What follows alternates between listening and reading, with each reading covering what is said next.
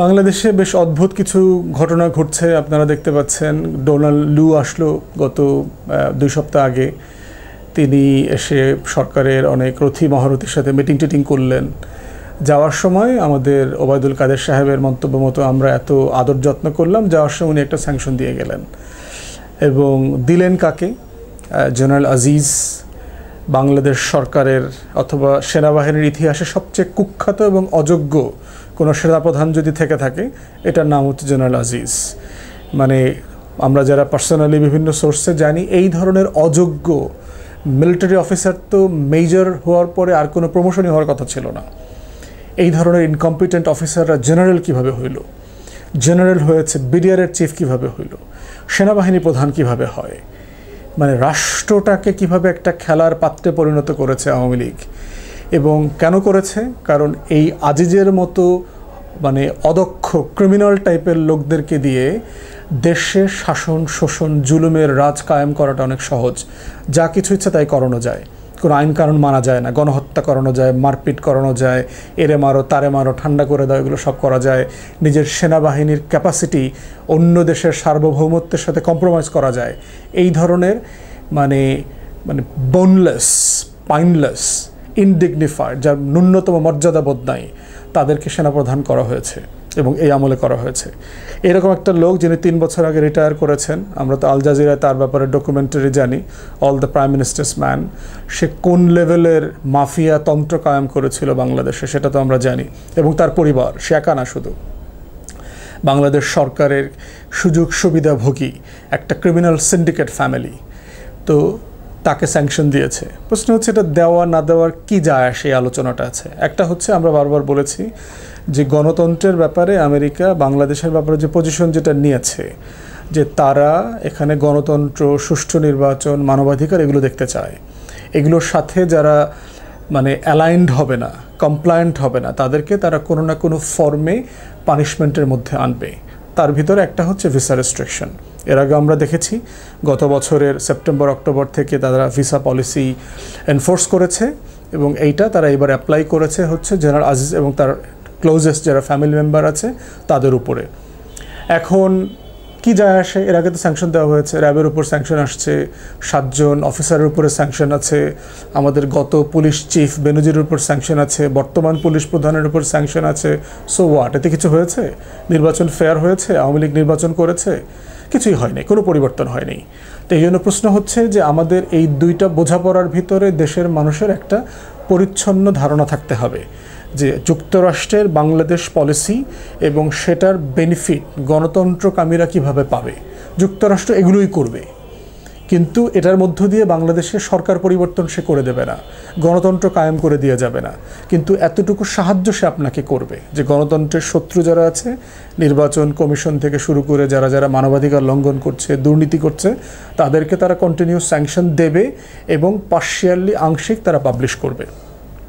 এটা হচ্ছে আজিজ কাণ্ডের ব্যাপার।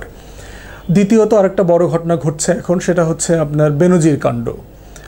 আমরা দেখেছি গত 1-2 মাস আগে একটা পত্রিকা বড় আকারে সাবেক পুলিশ প্রধান এবং যিনি ডিএমপি কমিশনার থাকা অবস্থায় শাপলা চত্বরে গণহত্যায় নেতৃত্ব দিয়েছেন, তারপরে হচ্ছে যে স্যাংশনড ইন্ডিভিজুয়াল, র্যাবের প্রধান থাকা অবস্থায় তিনি স্যাংশনড হয়েছেন র্যাবের ডিজি অবস্থায়। তো এই লোকের সম্পদ ক্রক করতে বলেছে। প্রশ্ন হচ্ছে 1.5-2 মাস আগে পত্রিকাতে রিপোর্ট হয়েছে, সরকার তো কোনো উচ্চবাচ্য করে নাই। তার এত সম্পত্তি, তার এত লুটপাট, তার ছেলে মেয়ের নামে ফ্ল্যাট, তার বাগান বাড়ি, তার জমি, গাজীপুরের সম্পত্তি, রিসোর্ট, এগুলো সব কিছুর খবর তো আসছে। কিছু তো কোনো অ্যাকশনে গেল না কেন? কয়েক সপ্তাহ আগে আমরা দেখলাম আওয়ামী লীগের এই ডামি পার্লামেন্টের এক মনোনীত ফেসবুক এমপি, সে দুদকে গিয়ে একটা আবেদন করেছে তদন্ত করবার জন্য। তদন্ত করার পরে দুদক বাদী হয়ে মামলা করেছে এবং তার সম্পত্তি ক্রোক করবার জন্য বলেছে এবং আদালত সেটা অনুমোদন দিয়েছে। প্রশ্ন হচ্ছে ফেসবুক এমপির আবেদনের জন্য অপেক্ষা করতে হলো কেন?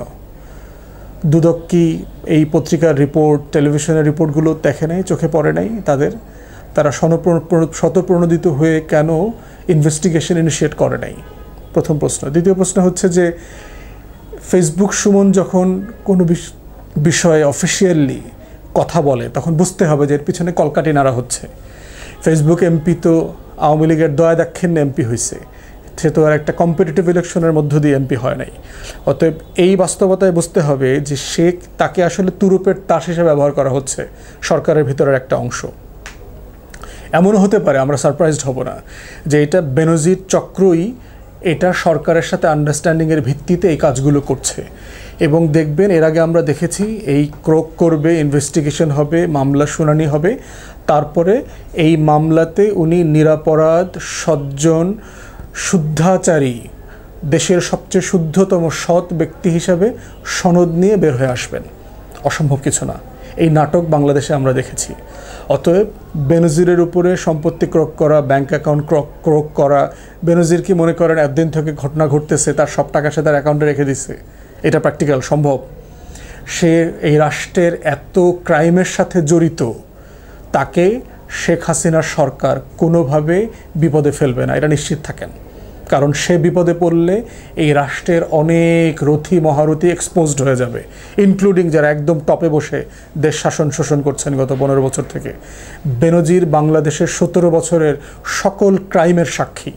এদেশে যত লুটপাট হয়েছে, টাকা পাচার হয়েছে, ব্যাংক দখল হয়েছে, ভোট ডাকাতি হয়েছে, রাতের নির্বাচন হয়েছে, যা যা বলেন গত 15-16 বছরে আমরা বাংলাদেশ রাষ্ট্র যা যা হারিয়েছি, তার সব কিছুর সাথে বেনজির ওতপ্রোতভাবে জড়িত ছিল। র্যাবের গুম খুন, হত্যা, লুটপাট, ডাকাতি, হাজার হাজার কোটি টাকার ডাকাতি, হাজার হাজার মানুষের নাই হয়ে যাওয়ার যে গল্প, সব কিছুর সাথে বেনজির জড়িত, কোনো না কোনোভাবে সে জানে। অতএব এরকম একটা অবৈধ রাষ্ট্রের এত গভীরে থাকা একটা মানুষকে সরকার বিব্রত করবে দীর্ঘমেয়াদে, এটা বিশ্বাস করতে আমার কষ্ট হচ্ছে। আমার কাছে আমি আশঙ্কা করছি যে এই পুরো প্রসেসের মধ্য দিয়ে দুদক তাকে সৎ পুলিশ কর্মকর্তার সনদ দিয়ে দিবে কয়েক মাস পরে। এইটা এখন সময়ের ব্যাপার, আপনাদের দেখে নেওয়ার ব্যাপার আর কি। এটা হচ্ছে এই বেনজিরের ব্যাপারে আমাদের অবজারভেশন, মূল্যায়ন। থার্ড হচ্ছে এই ডামি পার্লামেন্টের আরেক সদস্য, সে কলকাতায় খুন হয়েছে এবং খুব বিভৎসভাবে খুন হয়েছে, এটা সেটা। প্রশ্ন হচ্ছে যে খুন, এবং এটা নিয়ে বাংলাদেশের গণমাধ্যমে বেশ হইচই হচ্ছে, আলোচনা হচ্ছে। প্রশ্ন হচ্ছে এত আলোচনার কি আছে? বাংলাদেশে কি প্রথমে এরকম খুন হইল? র্যাবের হাতে গত 15, 16, 17 বছরে হাজার হাজার মানুষ নাই হয়ে গেছে। মানুষের কান্না, বাচ্চাদের কান্না, সে সকল পরিবারের কান্না দেখতে দেখতে আমরা ক্লান্ত হয়ে গেছি। অথচ এই মানে 80-র দশক থেকে যাকে আমরা সবাই গুন্ডা আনার হিসাবে চিনি, হেন কোনো বদমাইশি নাই যার সাথে সে জড়িত না। কালোবাজারি, স্বর্ণ চালানকারী, মাদক ব্যবসা থেকে শুরু করে গুম খুন খারাপি, হেন কোনো জিনিস নাই যার সাথে সে জড়িত না। এরকম একটা মানুষ জড়িত, তার তো জেলে থাকার কথা। তার তো ইন্টারপোলে তার গ্রেফতার অ্যারেস্ট ওয়ারেন্ট হয়েছে। তাকে এই সরকার 3বার নমিনেশন দিয়ে এমপি বানাইছে এই অবৈধ সংসদের। তাহলে বোঝা যাচ্ছে যে এই মাফিয়া রাষ্ট্রর অরাজকতায় কিভাবে পরিণত হচ্ছে। এবং মাফিয়া রাষ্ট্রের বৈশিষ্ট্যই হচ্ছে সে তার নিজের জালে একসময় আটকে যায়, আটকে গিয়ে তার এক একটা ফাউন্ডেশন, এক একটা স্ট্রাকচার খসে পড়ে। এরকম আজিজ খসে পড়তেছে, বেনজির খসে পড়তেছে, আনার খসে পড়তেছে, দেশের ব্যাংকগুলো খসে পড়তেছে। এভাবেই একটা অনির্বাচিত অবৈধ স্বৈরশাসক সব কিছু গোলমেলে লেজে গোবরে পাকিয়ে সে পড়ে যায়। অতএব এই আনারের খুনের ব্যাপারে আমাদের বক্তব্য হচ্ছে যে কোনো খুন দুঃখজনক, কিন্তু প্রশ্ন হচ্ছে এই পর্যন্ত একটা গুন্ডা প্রকৃতির লোক আসলো কিভাবে? তার তো মানে মিনিমাম 10টা-20টা যাবজ্জীবন হওয়ার কথা, তার জেলে থাকার কথা ছিল, অথবা খুনের দায় তার তো ফাঁসি হওয়ার কথা। সে এমপি হইল কিভাবে? এই মাফিয়া রাষ্ট্রতন্ত্রের দায় কার? এই প্রসেসের ভিতর থেকে এই গুন্ডাদেরকে রাষ্ট্রের কাঠামোতে উঠায় নিয়ে আসার। তার মেয়ে দেখলাম অনেক কান্নাকাটি করছে। ওয়েল, এরকম অনেক কান্নাকাটি আমরা দৃশ্যগত 15 বছরে দেখেছি। বহু লোক এখনও কেঁদে যাচ্ছে, বহু মায়েরা এখনও কাঁদছে। মায়ের ডাক যে ক্যাম্পেইন করছে হাজার হাজার পরিবারের জন্য, তারা এখনও কেঁদে যাচ্ছে। সবার রক্তের দাম যেমন সমান, সবার চোখের পানির কষ্টও সমান। অতএব সব কষ্টগুলোকে সমানভাবে রাষ্ট্রের বিবেচনা নিতে হবে। একটা খুনকে নিয়ে এত নাটকীয়তা, এত গণমাধ্যমের গসিপ করা, মনে হয় যে পরিমণি আইটেম একটা পেয়েছে গণমাধ্যম, ব্যাপক হইচই হচ্ছে এটা নিয়ে। তো এই জন্য হচ্ছে যে গুম খুন রেগুলার হচ্ছে। 700 মানুষ মারা গেছে গত মাসে রোড অ্যাক্সিডেন্টে, কোনো আলোচনা আছে গণমাধ্যমে? তাহলে যে রাষ্ট্রে 700-র উপরে বেশি মানুষ এক মাসে রোডে রাস্তায় দুর্ঘটনায় মারা যায়, সেখানে গণমাধ্যম কোনো হইচই নাই, কোনো আলোচনা নাই। এই 700 পরিবারের কোনো গল্প আপনার কাছে গল্প না, আপনাদের কাছে গল্প না। আনারের গল্প কেন আপনাদের কাছে এত গুরুত্বপূর্ণ গল্প? মায়ের ডাকের যে হাজার হাজার পরিবারের কান্নাকাটি করতেছে গত 15 বছর থেকে, ছেলেমেয়েরা কান্নাকাটি করতেছে, মানববন্ধন করতেছে, বিচার পাচ্ছে না, বরং আইনশৃঙ্খলা বাহিনী রীতিমতো তাদেরকে হেনস্থা করছে প্রতিদিন, প্রতি রাতে, প্রতি মাসে। তাদের ব্যাপারে আপনাদের কোনো মায়া কান্না নাই কেন? গণমাধ্যমের এই নাটকীয়তা কেন? গণমাধ্যমের এই দ্বিচারিতা বন্ধ হওয়া দরকার। আপনাদের যদি সিম্পলি অনেস্টি থাকে, প্রত্যেকটা মায়ের কান্নাকে এইভাবে ফুটিয়ে তোলেন। রোড অ্যাক্সিডেন্টে মারা গেছে যে 700 মানুষ, ওই 700 পরিবারের কান্নাগুলো ফুটিয়ে তোলেন। তারাও কাঁদতেছে আজকে, ওখানেও মায়েরা আছে, বোনেরা আছে, ওই মায়ের ডাকেরও শত শত পরিবার কাঁদতেছে। তাদেরকে নিয়ে কেন টকশো করেন না? তাদেরকে ডাকেন না, তাদের আলোচনা শোনেন, তাদের কষ্টের কথা শোনেন। অতএব বাংলাদেশ যে একটা অরাজকতায় পরিণত হয়েছে এই রাষ্ট্রটা, এইটা হচ্ছে তার একটা ছোট ছোট নমুনা আর কি, অনুষঙ্গ মাত্র। আজিজ কাণ্ড, বেনজির কাণ্ড, আনার কাণ্ড, ব্যাংক লুটপাট যাচ্ছে তাই হয়ে যাচ্ছে। অতএব আমরা বারবার দেশের মানুষকে বলছি যে আপনাদেরকে জেগে উঠতে হবে, সচেতন হইতে হবে, এই রাষ্ট্রের মালিকানার দায় নিতে হবে। শুধুমাত্র যদি এটা আওয়ামী লীগের উপরে ছেড়ে দেন, যেভাবে চলছে এইভাবে চলবে। এই রাষ্ট্র দেউলিয়া হয়ে গেছে ইতিমধ্যে। গত 13 থেকে 17 মে ইন্দোনেশিয়ার জাকার্তায় world science, environment and engineering competition হয় একটা। সেখানে 18টা দেশ থেকে 3 শতাধিক টিম অংশগ্রহণ করে। সেখানে সৌভাগ্যের ব্যাপার হচ্ছে যে বাংলাদেশের একটা টিম অংশগ্রহণ করে এবং অল গার্লস টিম। 5টা মেয়ে সেখানে, তাদের টিমের নাম ছিল কোড ব্ল্যাক। তো সেইখানে তারা চ্যাম্পিয়ন হয়, স্বর্ণপদক পেয়েছে বাংলাদেশের। তারা বিভিন্ন কলেজ ইউনিভার্সিটির স্টুডেন্ট। 5 জনের ভিতরে 5 জনই হচ্ছে তারা মেয়ে, এবং এটা একটা হিস্টোরিক ব্যাপার। তো শুরুতেই আমাদের পক্ষ থেকে তাদেরকে অভিনন্দন জানাচ্ছি, কোড ব্ল্যাককে। এবং তারা গোল্ড পেয়েছে এবং তাদের অনেক সদস্যরা এর আগে বিভিন্ন ইন্টারন্যাশনাল কম্পিটিশনে অংশগ্রহণ করেছে।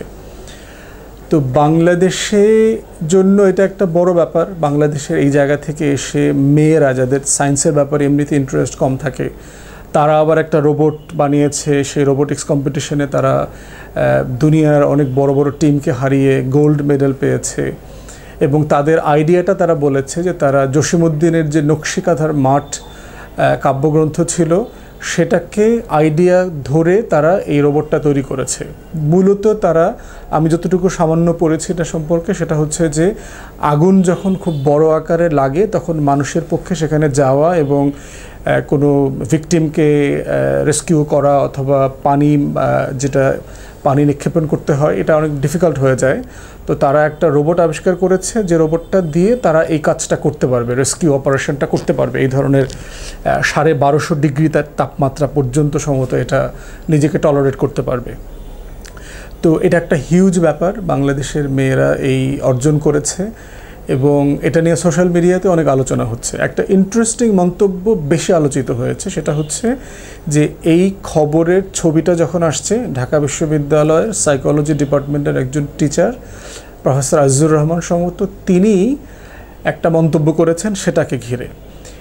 এই কোড ব্ল্যাকের যে 5 জন সদস্য আছে তার ভিতরে 4টা মেয়ে হচ্ছে বোরখা পরা এবং হিজাব করা, এবং তাদের ওই ছবিগুলো যেগুলো আসছে কালো হিজাব পরা ছিল। তো সেখানে এই শিক্ষক লিখেছেন যে তাদের ছবি দেখলে তাদেরকে তো বাঙালি মনে হচ্ছে না, তারা বাঙালির প্রতিনিধিত্ব করেছেন সেটা মনে হচ্ছে না। তো এটা নিয়ে সামাজিক যোগাযোগ মাধ্যমে নেটিজেনরা বলেছেন যে এটা তো প্রচণ্ড একটা ইসলাম বিদ্বেষী শাহবাগী মন্তব্য হয়ে গেছে আর কি। এবং আমরাও তাই মনে করি যে বাংলাদেশের মেয়ে হতে হলে ক্রাইটেরিয়া কি হবে, এটাকে ঠিক করা আছে কিনা, অথবা যিনি হিজাব করেন, কালো রঙের বোরখা পরেছেন, তাকে দেখে বাঙালি মনে হচ্ছে না, বাংলাদেশি মনে হচ্ছে না, তাকে কি মনে হচ্ছে? মুসলমান মনে হচ্ছে। তিনি মানে বাংলাদেশকে রিপ্রেজেন্ট করতে পারবেন না। প্রশ্ন হচ্ছে যে একটা হিজাবি অথবা বোরখা পরা মেয়েকে তার মেধা এবং তার অর্জনের জায়গাটা আলোচনা না করে তার কাপড়ের আলোচনা করাটা একটা খুবই বর্ণবাদী, বৈষম্যমূলক, ইসলাম বিদ্বেষী আচরণ। আমরা দাবি করছি এই ধরনের অভদ্র শাহবাগী টিচারদেরকে সাসপেন্ড করা হোক বিশ্ববিদ্যালয় থেকে, শোকজ করে প্রয়োজনে ডিসমিস করা হোক। একটা 85-86% মুসলিম মেজরিটি দেশে মেয়েরা বোরখা পরতে পারবে না অথবা হিজাব করতে পারবে না, অথবা তা সে কী করতে পারবে সেটা আরেকজন বলে শাহবাগীর কাছ থেকে শুনে ঠিক করতে হবে, এটা খুব বেমানান একটা ব্যাপার। 2024 সালে এটা গ্রহণযোগ্য না। এই ধরনের ইসলাম বিদ্বেষী, মুসলিম বিদ্বেষী শাহবাগীদের নির্যাতন এবং তাদের যে পারসিস্টেন্ট ডিসক্রিমিনেশন এবং পরিকল্পিতভাবে বোরখা পরা মাদ্রাসার ছেলে মেয়ে, টুপি দাড়িওয়ালা জুব্বা পরা ছেলেদেরকে হেনস্থা করা, ক্লাসে বৈষম্য করা, নাম্বার কম দেওয়া, টিচার হিসাবে অ্যাপয়েন্ট না করা। কদিন আগে আমরা দেখেছি, গত কয়েক মাস আগে ঢাকা বিশ্ববিদ্যালয়ে আইন বিভাগে টিচার অ্যাপয়েন্ট করা হয়েছে। সেখানে সবচেয়ে ভালো যে করেছে ইন্টারভিউতে অথবা সব ক্যাটাগরিতে, সেই ছেলেটাকে শিক্ষক হিসেবে নেওয়া হয় নাই, কারণ সে মাদ্রাসার ছাত্র ছিল। নিয়েছে কাদেরকে? ছাত্রলীগের রেফারেন্সে আসছে, সিআরআই আওয়ামী লীগের যে গবেষণা প্রতিষ্ঠান আছে সেখানে কাজ করেছে, তাদের সুপারিশে আসছে, মানে নৌন ইসলাম বিদ্বেষী এবং নারীবাদী তথাকথিত এদেরকে নেওয়া হয়েছে। তো বিশ্ববিদ্যালয়ের এই শাহবাগী সংস্কৃতি থেকে বের হয়ে আসতে হবে। বাংলাদেশ পরিবর্তন হয়ে গেছে। এটা 60-এর দশকের 70-এর দশকের বাংলাদেশ না। যে সকল শাহবাগীরা মনে করে থাকেন আপনাদের সেই ধরনের বস্তা পচা মস্কট চিন্তা আপনারা এখানে চাপিয়ে দেবেন, কলকাতার সংস্কৃতি দিয়ে এই দেশের সংস্কৃতিকে ডমিনেট করবেন, সেই দিন ফুরায়া গেছে। আপনাদের চিন্তাগুলোর কফিনবদ্ধ হয়ে গেছে, এগুলোর দাফন কাফন হয়ে গেছে। For God's sake, come to your senses. আপনারা আপনাদের কমন সেন্সে ফিরে আসেন। নাগরিক হিসাবে যে কারো রাইট আছে সে কোন ধর্ম পালন করবে এবং কি কাপড় পরবে, এটা বলে দেবার দায়িত্ব কোনো বিশ্ববিদ্যালয়ের শিক্ষকের না। ধন্যবাদ।